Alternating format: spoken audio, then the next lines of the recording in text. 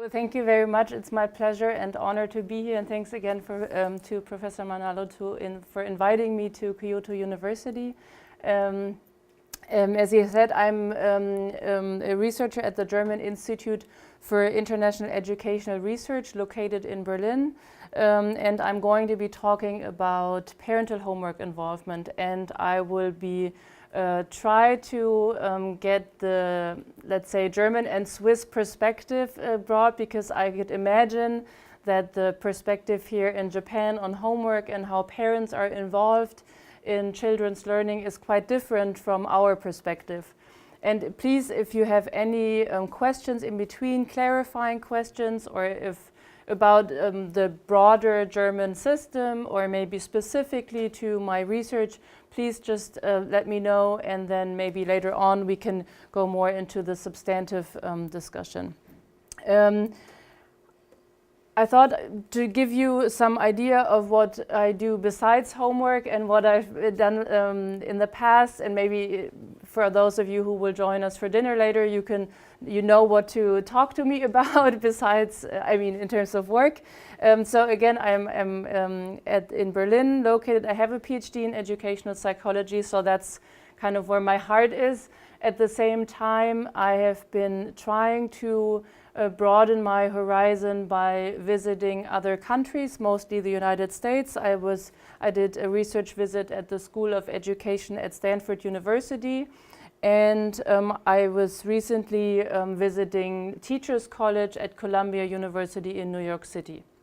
And actually both of those research visits were with professors for sociology, because I'm also very interested in educational inequalities. And so I wanted to broaden my psychological perspective by engaging with sociological research. What might also be interesting, as in sort of the background where I'm coming from, I have not only spent time in academia, I've also engaged with the OECD, more specifically the Center for Educational Research and Innovation, and there I was involved in two projects on innovative learning environments and innovative pedagogies. So also trying to understand how can schools be transformed, how can schools change their practices to reflect more the kind of skills needed in our current societies. And it's very great to be in Japan and to broaden my horizon to the Japanese academic world, is in particular educational psychology.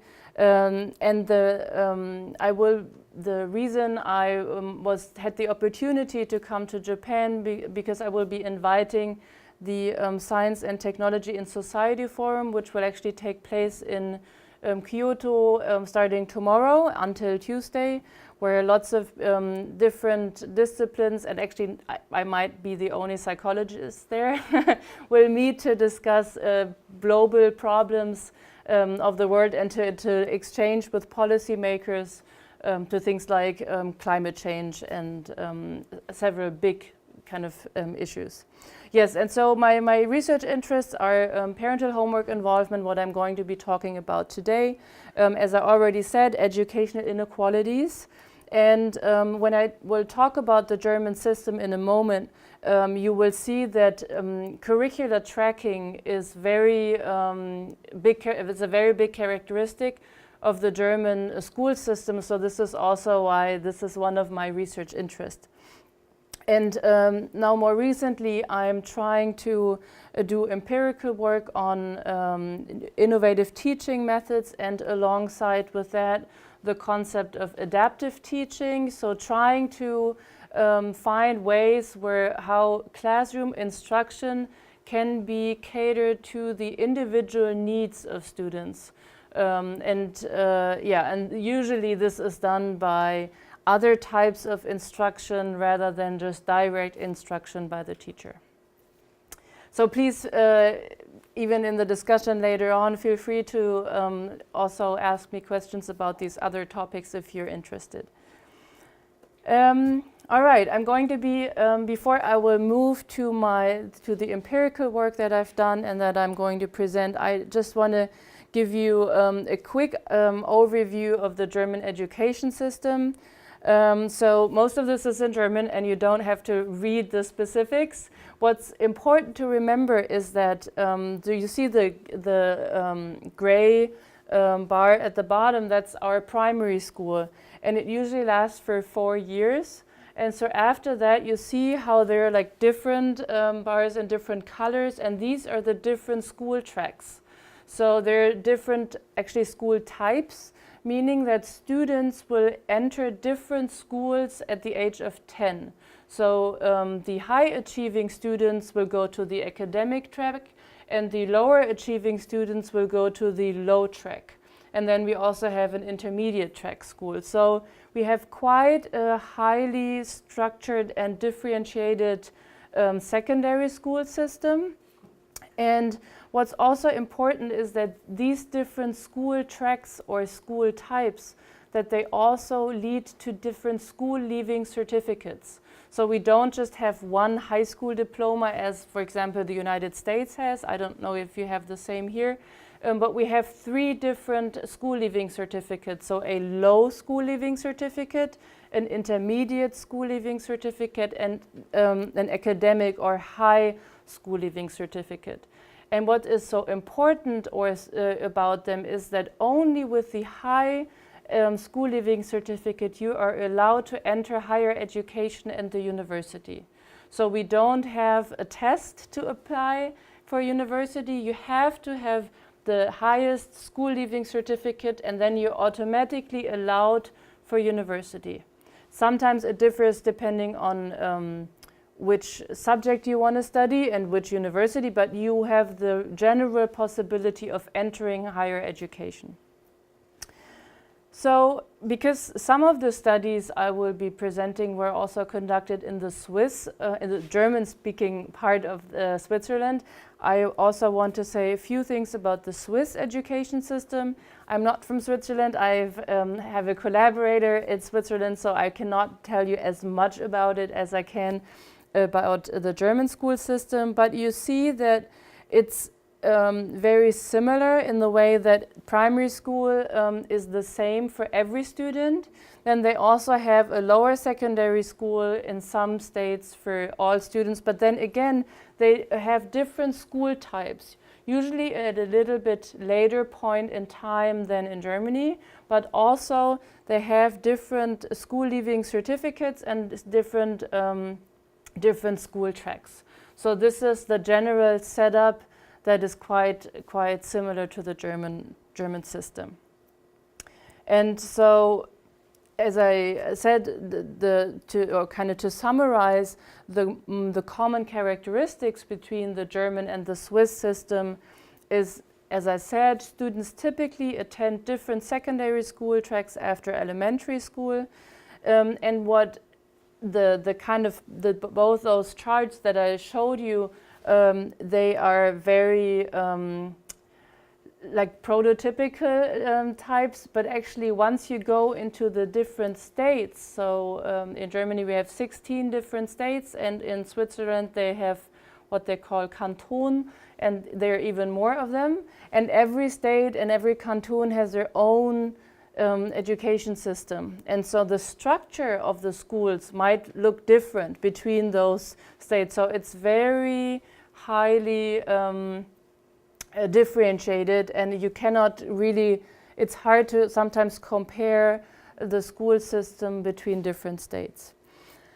And on a more kind of general level, I want to emphasize that besides teaching competencies, which obviously is the main goal of schools, one goal of schools in Germany is also to teach, or not to teach, but to enhance children's autonomy.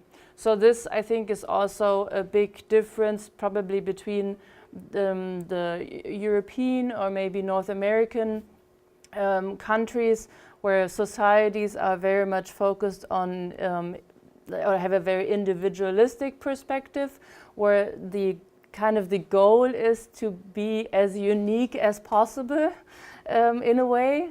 And so children are encouraged to express themselves, to be outspoken actually, to be critical. This is very much the case in Germany.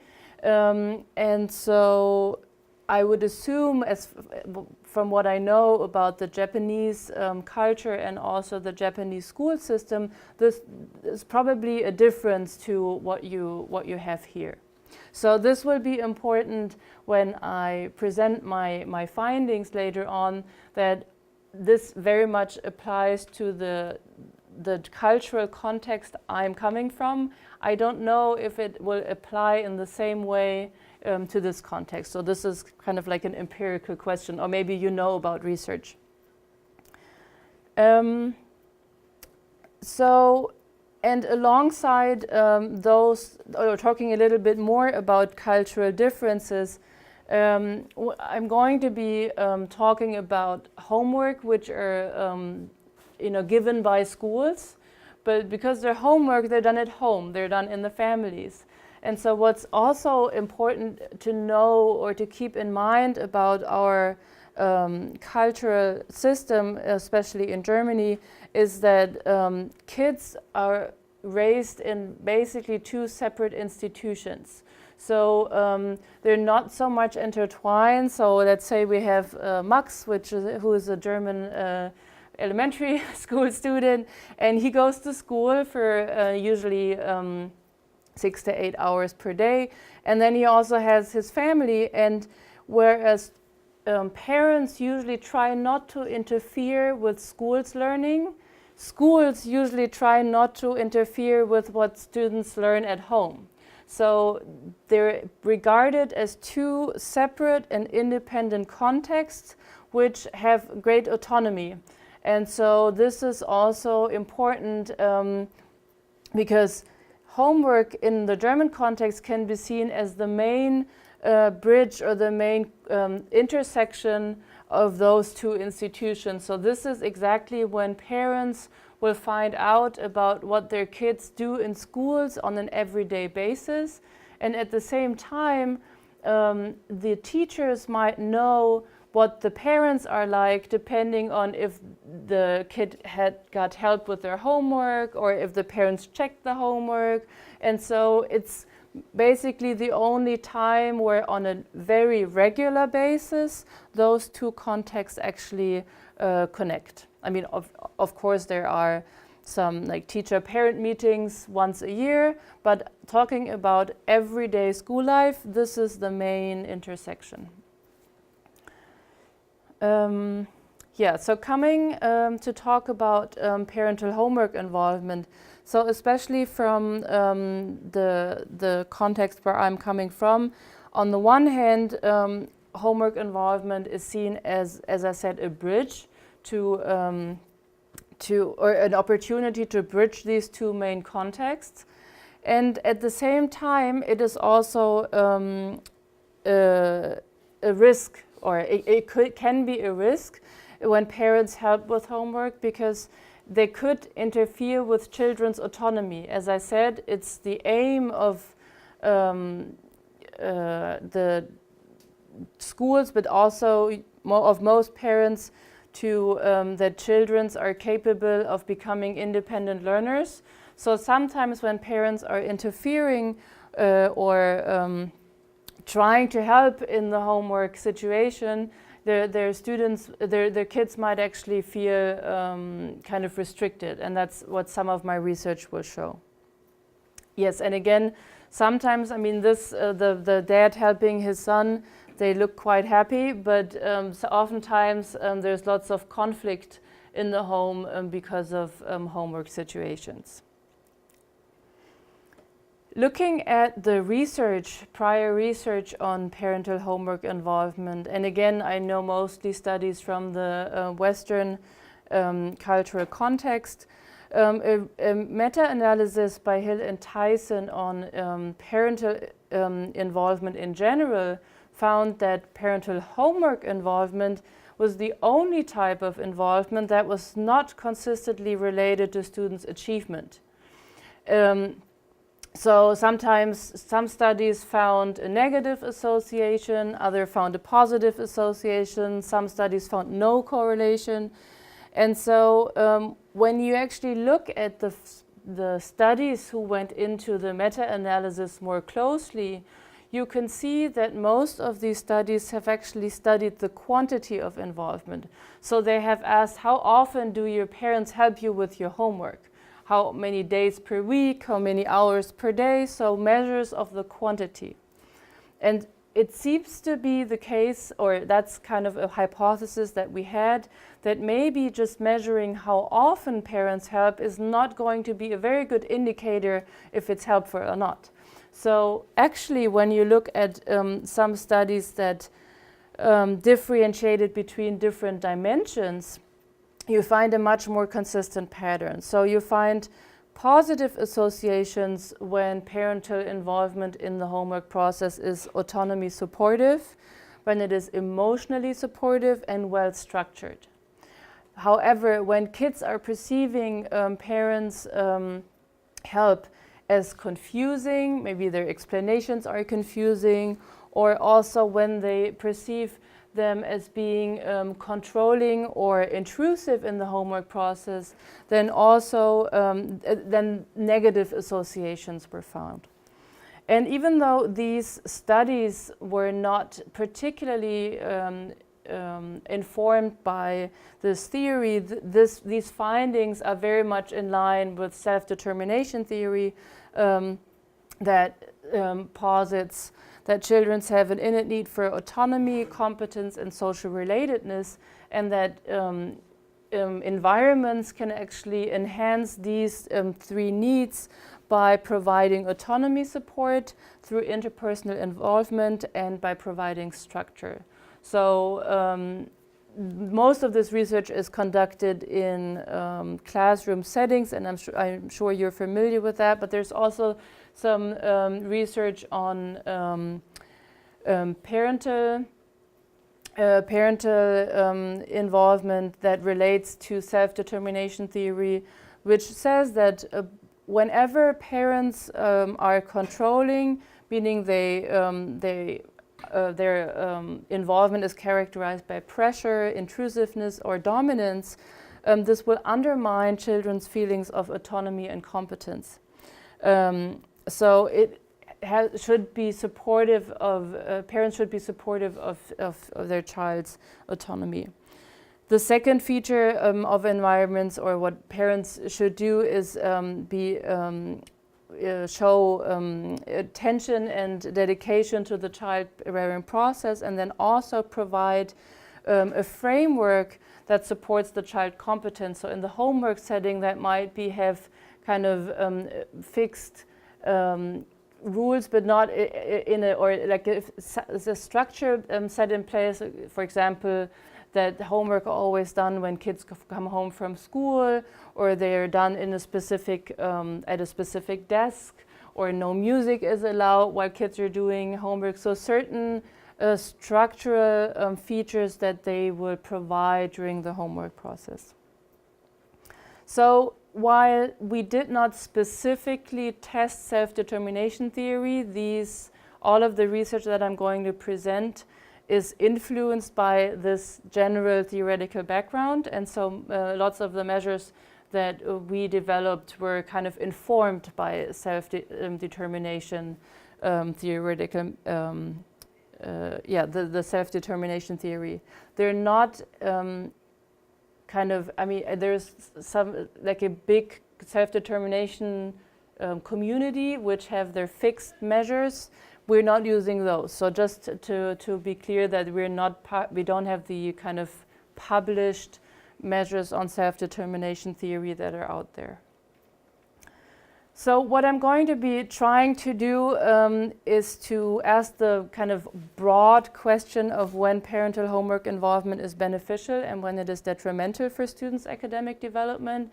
And I will present 5 studies, and this seems like a lot, but I will I'm not going to present everything that was included in those 5 studies, and I'm not going to present one study as much in depth as I would at one conference. I'm going to kind of give you an overview of what we did and the findings, and I chose those findings from the studies that actually relate to this overall question and that kind of give a broader perspective on it. So in the first study, we try to kind of test the hypothesis that it is actually the quality of involvement rather than the quantity of involvement that makes a difference. So that's the focus of the first study. In the second study, we then only focused on the quality of involvement, and instead of just looking at achievement, which we did in the first study, we tried to have a diverse set of outcomes, so also motivational outcomes and learning behaviors, because we regard this also as important. In study 3, we have tried to study if there are different involvement types in families. So instead of having a variable-centered approach, we were doing a person-centered approach, kind of trying to see if how these different dimensions actually relate together. In study 4, we went a step further, and by looking at the reciprocal relationships between children's academic functioning and also parents' homework, because it's usually not a one-way street, and that's actually what we find.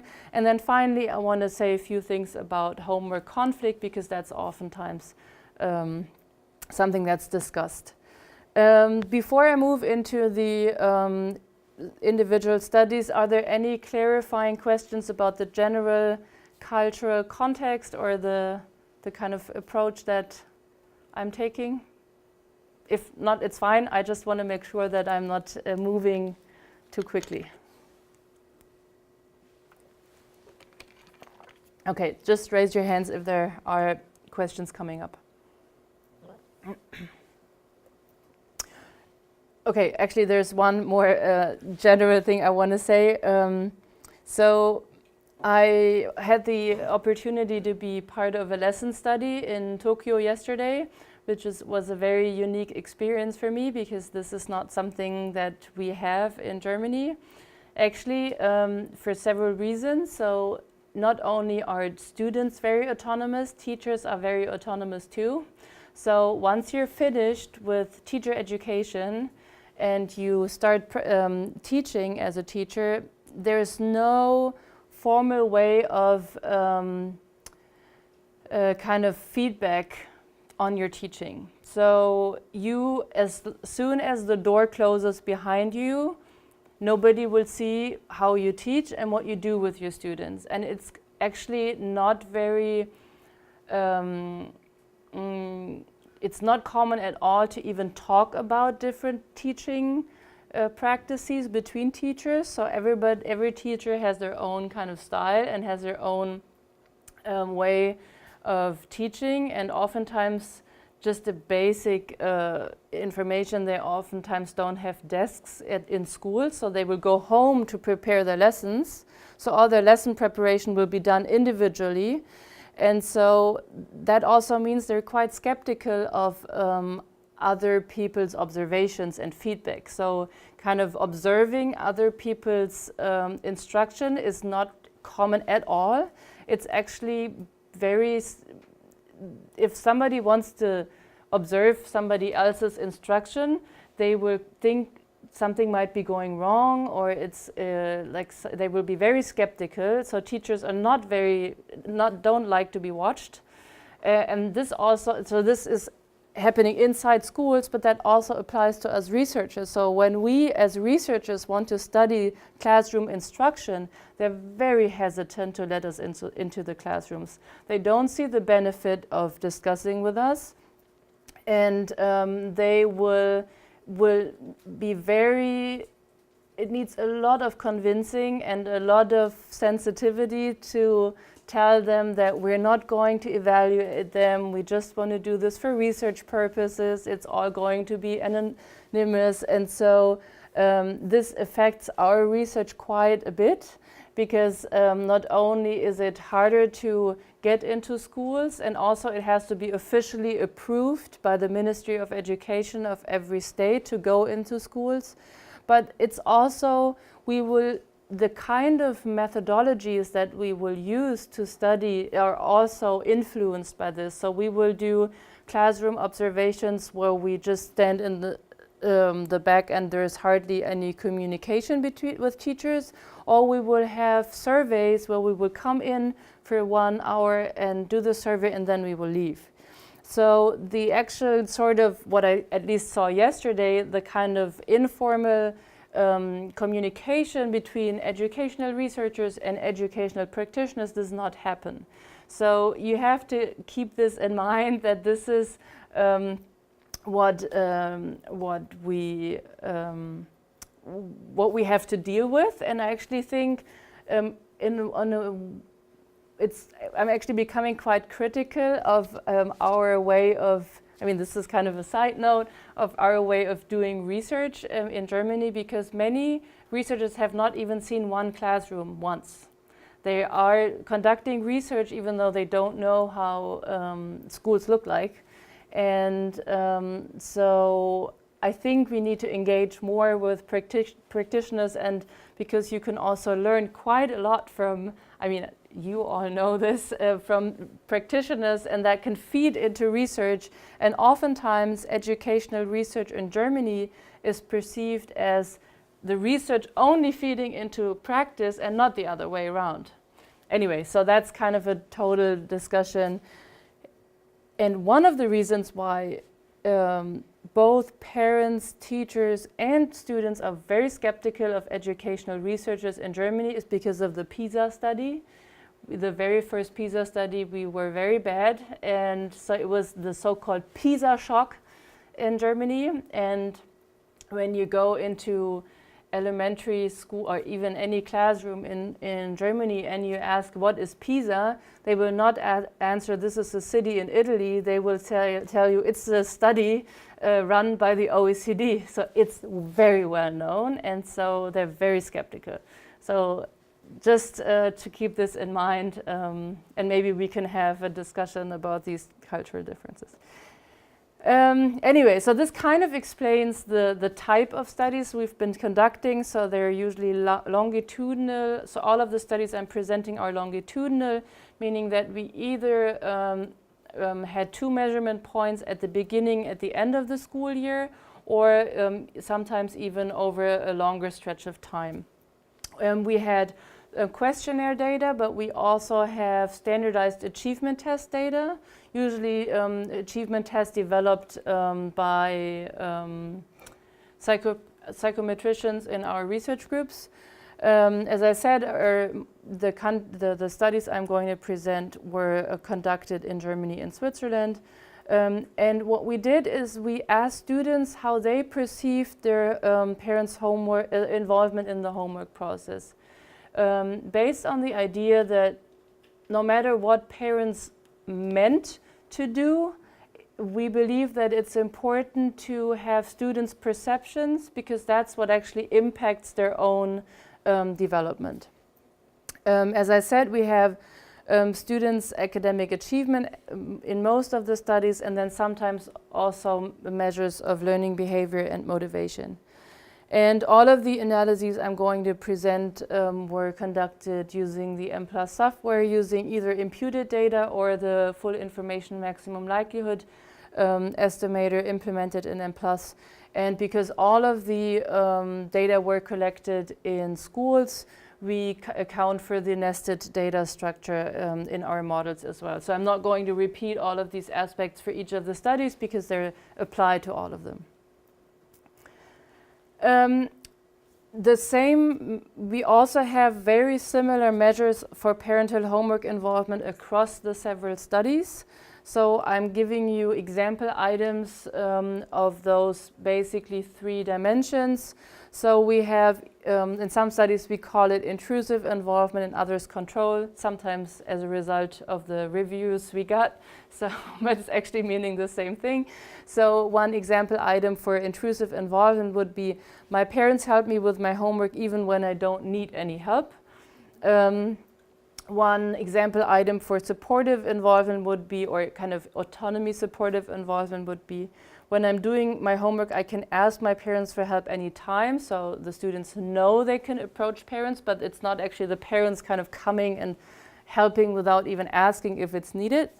And then the final dimension, structure, that's what I was referring to earlier. One example item would be, my parents make sure that I have enough time and space to do my homework. So providing structure in the home for homework. All right, I'm going to be starting with the question of the quantity versus quality of parental homework involvement, which was published in the Journal of Educational Research, where we had about 1,700 students in grade 6, so at the beginning of grade 6 to the end of grade 6 in Switzerland. And here we asked the students how often parents help during a week. And then we also only differentiated between supportive and intrusive involvement. So there was no dimension. The structure dimension was not part of the study. And in this study, we focused very much on achievement. So one's measured by a standardized test, and the other measure being a student's academic grades in the school subject German, so which basically at this age means reading.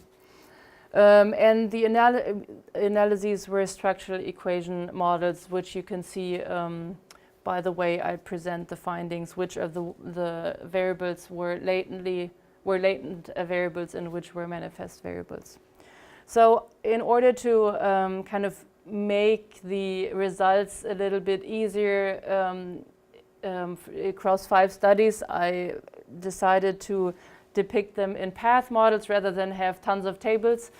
So you can always see in the bottom what the model also controlled for. So here we also control for prior reading achievement, so we can actually look at the change in reading achievement for students' gender, and we have several indicators of students' family background. And so I only present in the path models, and that's also applicable to the other studies. I will only present the variables of interest or the associations of interest. And yes, and these are all standardized coefficient, standardized regression coefficients. So that also applies to the other studies. So looking at how often parents help with homework, we actually found that students who reported a higher level of parents help actually had lower reading achievement in the standardized test a year later, even controlling for the prior reading achievement test. So kind of, we were actually expecting a 0 association. We were not expecting a negative association, but I will kind of explain why we think this is in a moment. So looking at our 2 measures of quality of involvement, again, supportive versus intrusive involvement, we find what previous studies have kind of predicted or are predicting, that supportive involvement, or let's say involvement that was perceived as supportive, had a positive influence on reading achievement a year later, whereas intrusive involvement, when parents helped without it being really needed, had a negative effect. And the exact same pattern was found for German reading, German grades. So it was reflected in the standardized achievement test, but it was also reflected in the actual grades that teachers assigned students during the school year. And again, this was also the case for the 2 indicators of the quality of involvement. So actually, when you look at the correlations between quantity and quality of involvement, you find quite a substantive correlation of, I think, 0.5 between the quantity of involvement and intrusive involvement. So it seems to be the case that the more parents help, the more it is perceived by students as being intrusive. So we don't have any, and that's not something our study can actually answer, what the right amount of help is. And I don't even know if it exists, but it seems to be the case that it actually is the way parents provide the help rather than that they do it every day or that they do it for so many hours per week.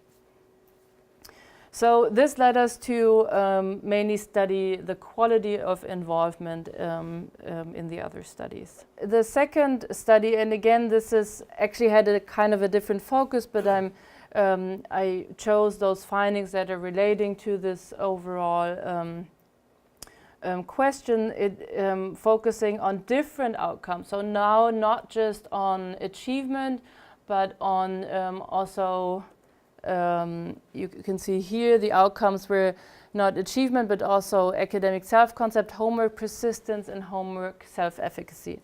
So again, this study was conducted in Switzerland with a little bit less than 2,000 students, this time in grade 8, again from the beginning to the school year to the end of the school year. We again differentiated between supportive and intrusive involvement, the same measures as we used in the first study.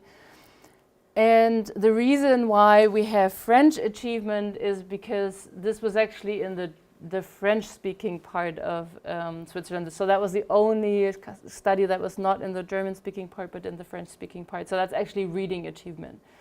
It was not French in a foreign language, so that needs to be kept in mind.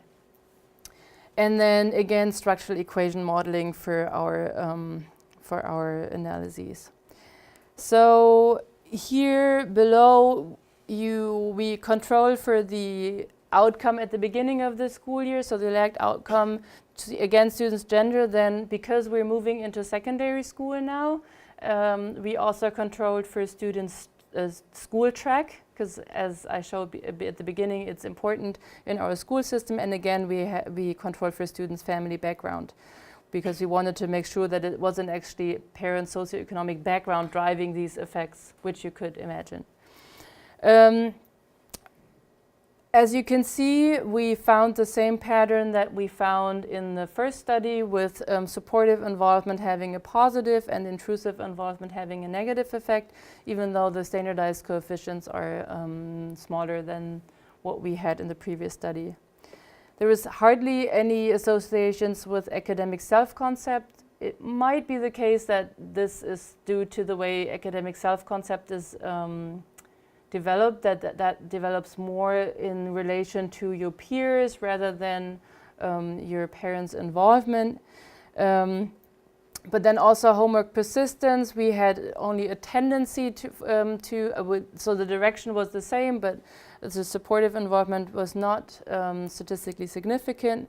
Intrusive involvement had a slightly small negative effect.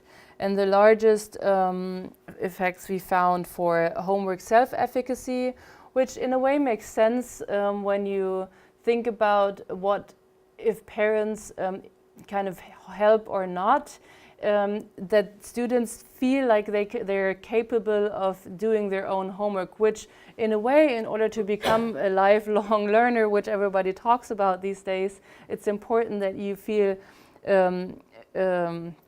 self-efficacious, I think that's the right word, right?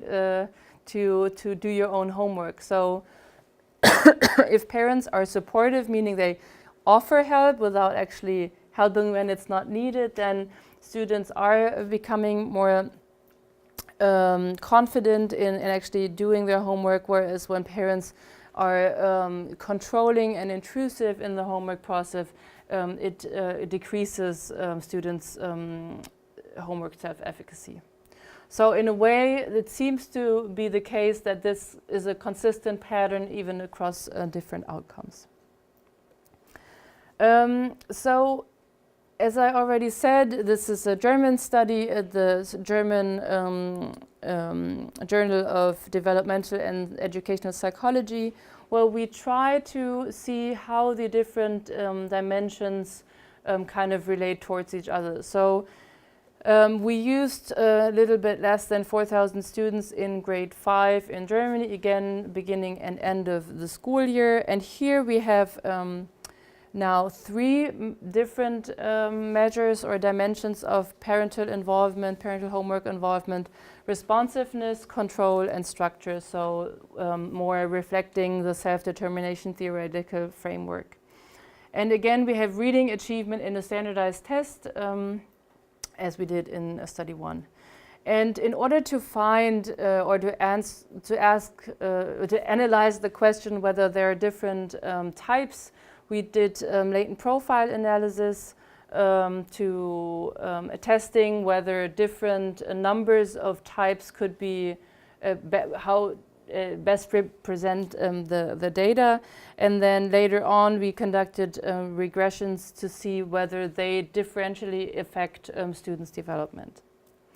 So this is the kind of profile of the model that fit the data best. So the model fits for the three types where had the best model fit.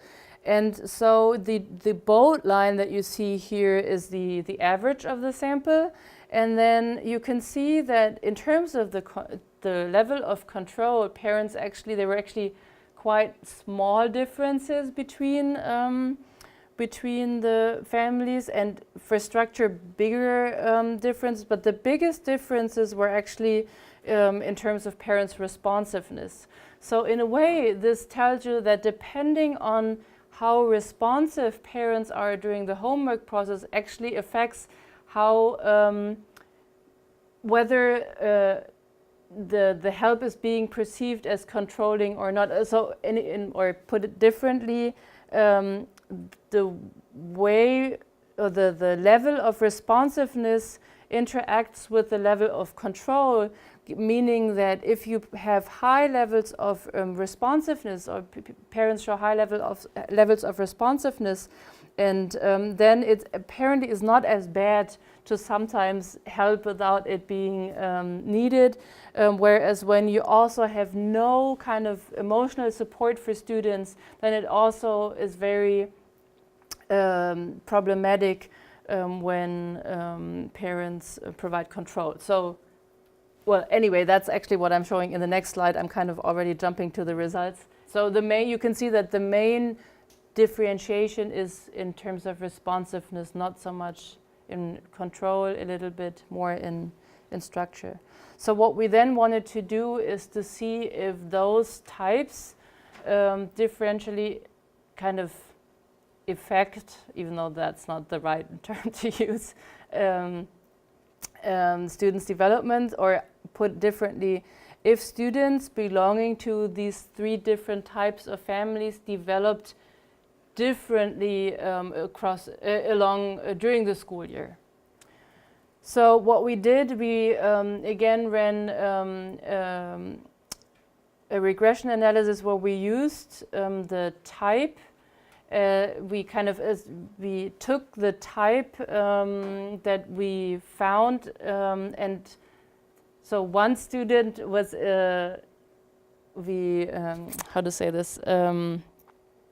So for each student, we knew which type of family they were growing up in, and then we used type 1, so kind of the theoretically best type, as the reference category. So this is the omitted reference category. This is why it's not shown here. So these are 2 dummy variables, meaning that this will show you the difference between type 2 versus type 1 and type 3 versus type 1 in terms of reading achievement. And so even if you control for reading achievement at the beginning of the school year, you will see that students in type 2 families had slightly lower reading achievement at the end of the school year, whereas the type 3 students which grew up or were in families where they had very low levels of responsiveness had even lower levels of reading achievement after a school year. So in in study 4, we tried to look at reciprocal relations between students' academic functioning and parental involvement, assuming that even we found those differences between parents and families. And then the question is, so have they always been this different, or what makes them so different? And we wanted to see how much students or their children themselves kind of have an impact on parents, the way parents help. And so we had quite a long time frame this time, so we looked at a time frame from grade 5 to grade 7 in a sample of about 3,000 students. We again had the 3 measures of parental involvement.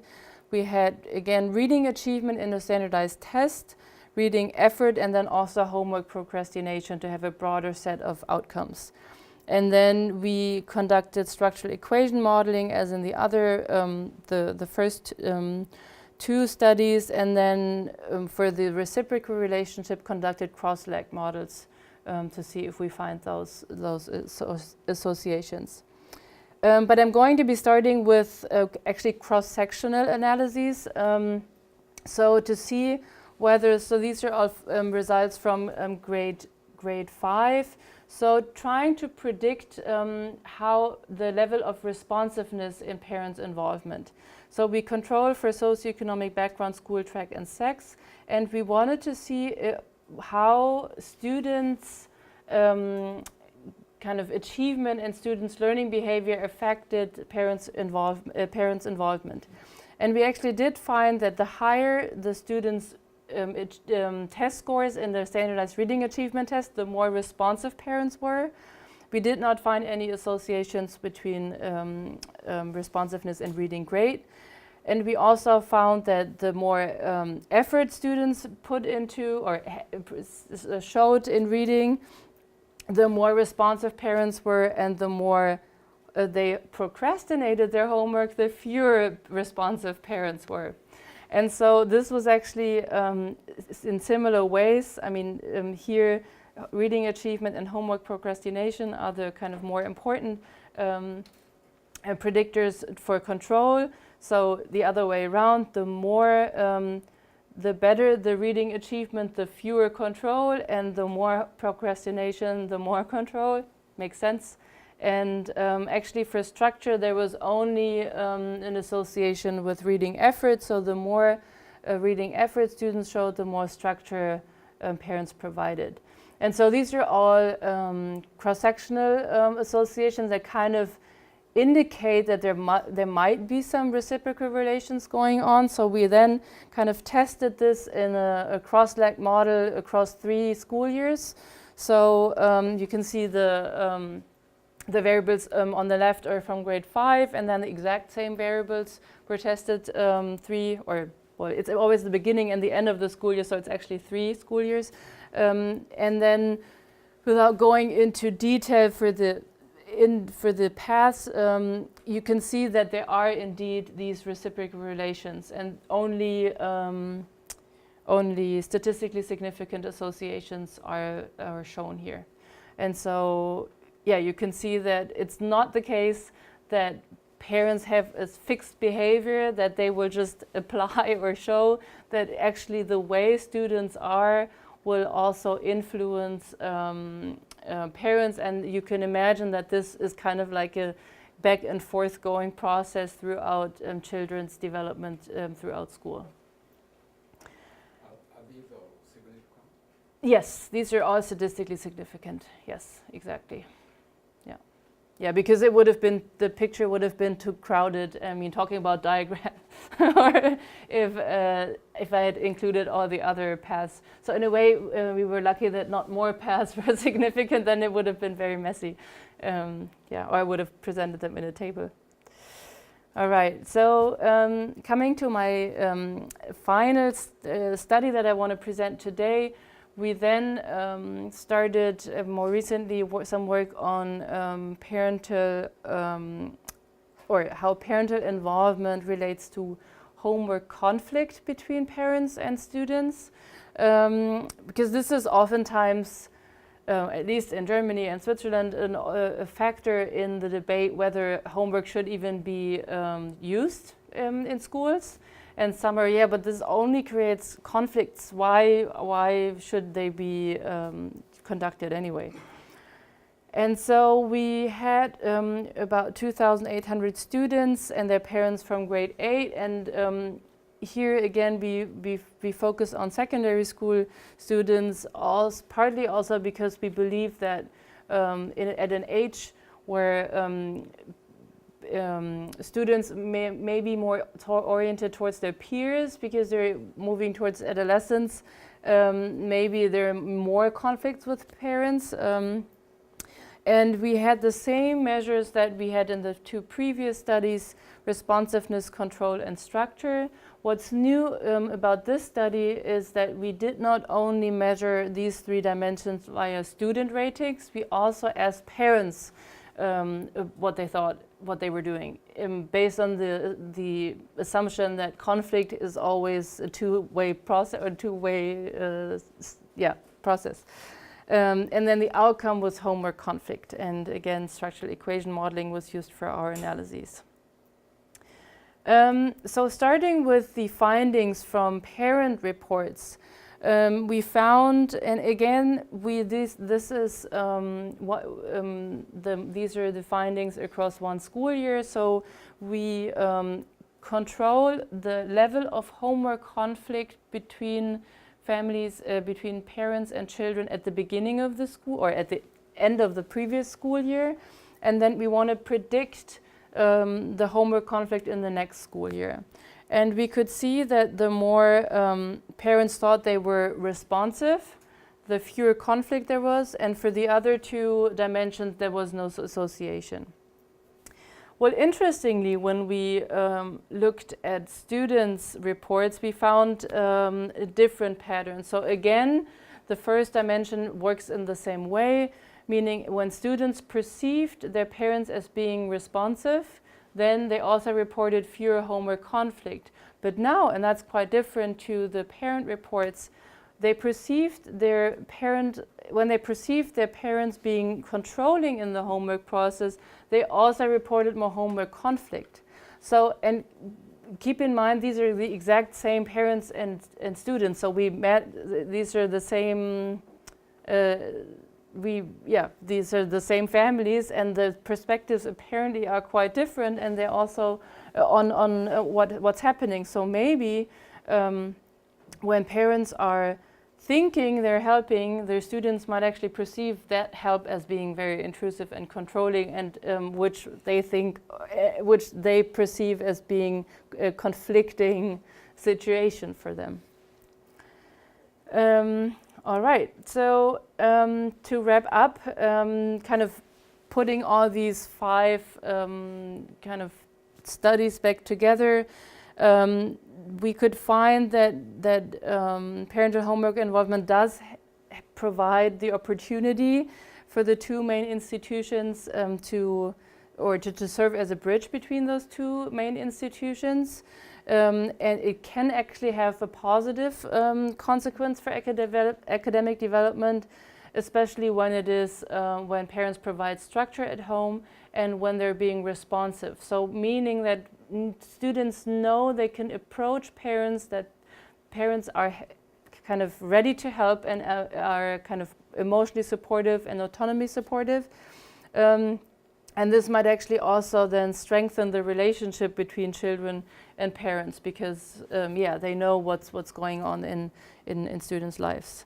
But at the same time, it can also be detrimental. So there can be the risk that whenever parental help, or what they think is help, is perceived as being intrusive or controlling, then this can actually negatively affect students' academic development, and even, do the opposite of what they're trying to do. Well, because obviously they want to improve students' academic development.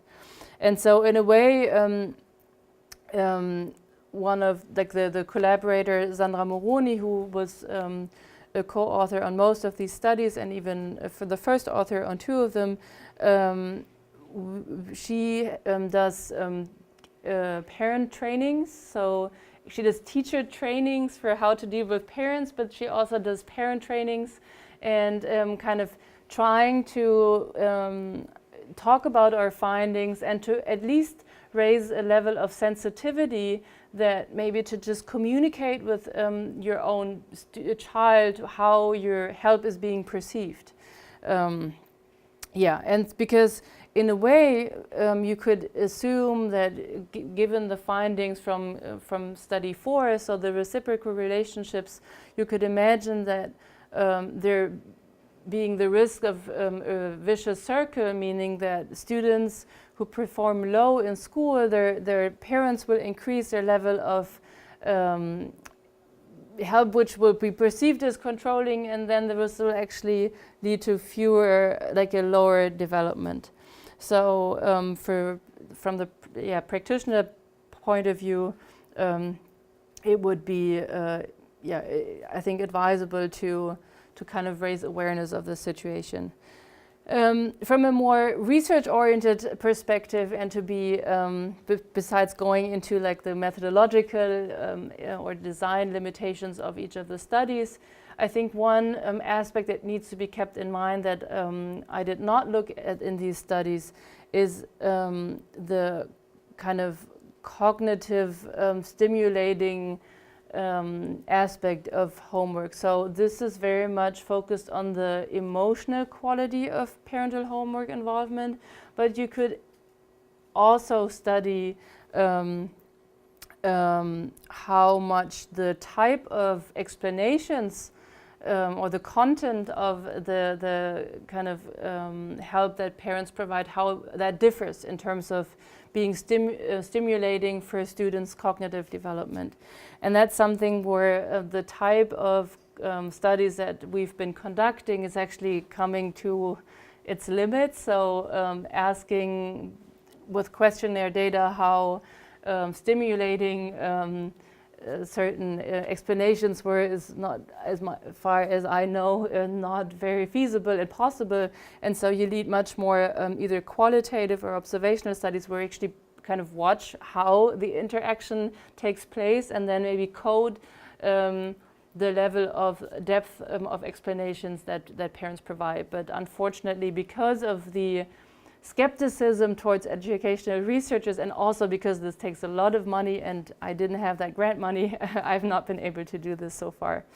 And finally, on a broader level, to kind of put this back into perspective, I mean, this is very much zoomed in perspective on what happens between parents and students, but I mean, we have to keep in mind that homework are provided by teachers, and that the way teachers or the quality of homework themselves might affect what's going on in the home. So if you have homework that are always too difficult for students, this will create problems at home. Whereas if a teacher manages to find the exact right amount of level of homework, both in terms of its quantity but also its level of difficulty, and maybe like if it's interesting to students, that will also affect the homework process. So this is a new kind of research area that I'm working towards right now. My general interest in adaptive teaching and how does that also apply to homework. And together with Sandra, my collaborator from Switzerland, we will also try to focus more on individualized and adaptive homework assignments, and how this not only affects students' academic development, but also how this affects the situation in the home. And with that, I'd like to thank you for listening and your interest. Thanks.